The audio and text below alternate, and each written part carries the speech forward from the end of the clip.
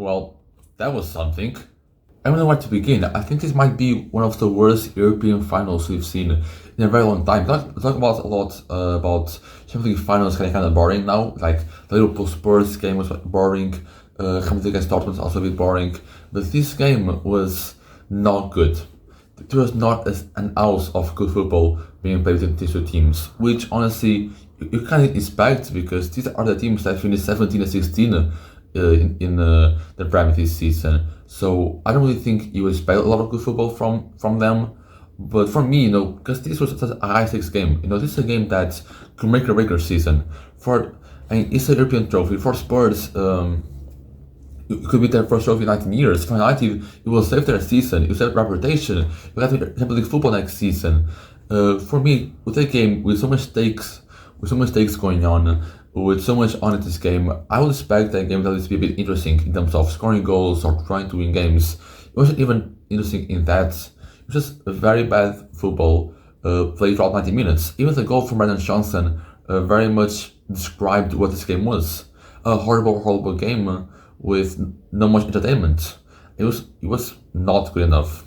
Neither team played really well. No player really impressed me from this game. Like it started the game like both teams actually playing hard and were making great tackles and were recording those balls. I was like, oh okay, but then it kind of fell off very quickly. The goal again, as I said, described perfectly the game and how bad it was. And I mean, honestly, I'm happy the game ended. For me, the most entertaining part of the game, the best part of the game, was the fighting at the art wing. I love to see Romero Maguire go at it for almost the entire game. I want to see like a full game fight after the whistle was blown. I want to see Romero Maguire like clash heads or throw a few punches because that was probably the most entertaining part about the game. Because the rest of it was not good enough. The football wasn't great. I also love to see the fan reactions from both United and Spurs. Both of them were crying. So I mean, from being a sporting fan, I'm very. I know what it feels like to see your team be unsuccessful for a lot of years. So I can relate to Spurs and their relief and happiness of seeing their team finally win a trophy after so long. So I'm kind of happy for them by that. But the game in itself was not great at all. So I want to talk about the game. I want to talk about what each team is looking like after this game and what each team had writing. For me, in terms of what it meant for the club with next season and what put the team in a position, I think United had a lot more writing into this game than Spurs. Obviously, in terms of a fan perspective, I think very obviously is Spurs because it was their golden shot at winning a trophy after 17 years of winning a trophy. And although Ange winning a trophy second year, I think it was very much, in the fan perspective, was kind of on Spurs' side. In terms of the club, United a lot more riding because winning this trophy would mean that they'll get Champions League football. So it means extra money, extra revenue, extra incentive for players to come this summer. Because Champions League football is a very big factor to a lot of players' decisions on where they want to play. And United's problem for me comes from the squad. Their squad not good enough. Their squad needs a massive overhaul. And into summer, with the money in this game, you'll need more money coming in, so you'll be more able to finance those signings and go after the bigger players. And then the Champions League football also bring another extra factor motivation of those players wanting to Man United. As opposed to Spurs, where I think the problem from Spurs is really in terms of what their manager. I don't think Amsterdam is not mentioned for Spurs. I think their team, what they have, is way above 17th place, and they have a team that can finish the top 10 very easily. I think their manager really the weak point of this team, so I don't think winning this final for the club it's going to change a lot of what the approach this summer should be, as opposed to United's approach is going to be this summer, as opposed to if they would have won. Because now they're looking maybe some richer signings, some cheaper signings of players who aren't that much proven. Look at like younger players who don't have that much riding on them and have to go after the signings instead of going like Matheus Cunha and going for 3 or 4 more players. They can still get Matheus Cunha, maybe they get like 1 or 2 players at that level in the summer, and that the rest they're not going to be able to, because they need a massive squad overhaul. Because looking at the team, looking at how to play today, looking at last season and all the past season under Erik ten Hag, looking at like in defense, we've seen Masraoui play as a makeshift centre back. In the European final, you cannot play Luke Shaw as just starting left at the back. You can't. He was a bit at fault for Spurs goals, but he's not good enough. He's not good enough to be able to play center back in a system. In a team that's going to play in the European final, that squad is all rebuilt. He has a lot of deadwood, there's a lot of players who aren't good enough. He needs a massive overhaul. That's not 11 they play today, or the whole squad overall. I think there are 4 players who really establish, really like deserve in place next season without no questions. That is Harry Maguire. Harry Maguire is a bit in and out in my discussion, my top 4.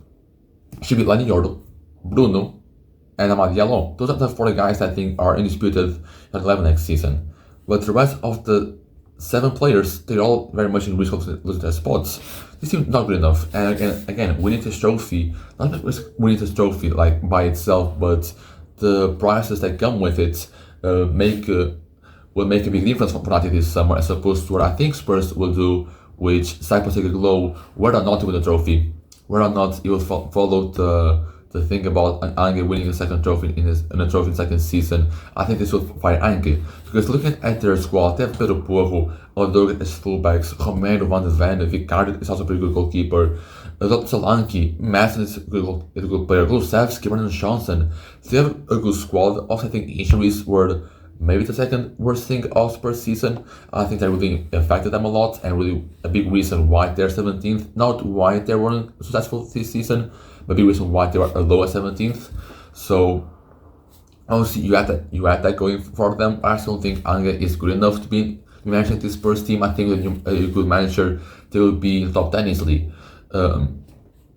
So winning this trophy for Spurs, I don't think should change much of their approach. And it's not about sacking managers and everything. Mourinho being sacked is going to be a very big talking point in these next couple of days, if not weeks. I don't think United will sack Mourinho, but that's a possibility that happens. And for me, I don't think they should sack Mourinho. I think it's very easy to see that squad isn't good enough. And while there were some signings made in January, they weren't enough. And for me, I'll give Mourinho another half a season with the back of the board with transfers in this summer and see what he does with that squad. Because even at Sporting, he was Sporting in a difficult place in that season. We're 4th, we still finished 4th in that season, in which he managed, I think, about 3 months. It was like COVID time, so it's a bit, I don't know really much about that. I think I managed like 10 to 11 games in the season. So still kind of a big chunk. And then his first full season, he managed to win the title with Sport, which is something that happened for 13 years or more, and made some big transfers this summer. They brought in Pedro Gonçalves, Nuno Santos, Porro, as well, a lot of guys with the board backing him, bringing to the place he wanted. He would manage to get a lot of success at Sporting, and I think that could also happen with United as well. But obviously, giving him that offseason more to kind of see it with us more with the right backing of players. And I think another downside of possibly sacking him is that managers are available. I also think the only weak point of sacking Postecoglou right now is that there are a lot of managers available who would be great for this team. I mean, let's have Xavi, who is available manager. I'm gonna check at this moment. Let me see. So I'm gonna check. You have Xavi, then you have Thiago Motta and Marco Rose. So I think the 3 best candidates for the manager spot. I also have Gareth Southgate, who, to be fair, seeing him managing Spurs is not something. It's something I would expect. I very much see Southgate managing Spurs, but those 4 guys are really the best available managers that are out there. And so obviously, for a team like United and Spurs to second Mourinho or Postecoglou, they need to go get a good manager. And I don't think there's a good one in the market. Obviously, you could go get someone in some team of top 5 leagues, or that did well with one like McKenna could possibly go to 90 or something like that. But for me, I think United will take a bigger risk with sacking Mourinho than Spurs sacking Ange, because I don't think Spurs will go much better with Ange, or whatever their transfer approach will be this summer, where I can see not improving a lot with the Mourinho if they do the right backing. So for me, after this game, I'll say for Spurs to sack Ange, even if you want a trophy, even if it brought that much glory to the Spurs fans, I'll say still sack him and try to go for a new manager. While United should trust Mourinho with the project and see where he is after a season, after a full season, and see what does from there. I mean, that is really the only thing I'm looking forward to seeing, because this game, which is horrendous, I don't want to see any of these teams playing the European final again. It's going to be dreadful seeing Spurs play Champions League next season. It's going to be very bad. I hope they make some signings, to make the right decisions, because I don't want to see Spurs back here again. Please, no.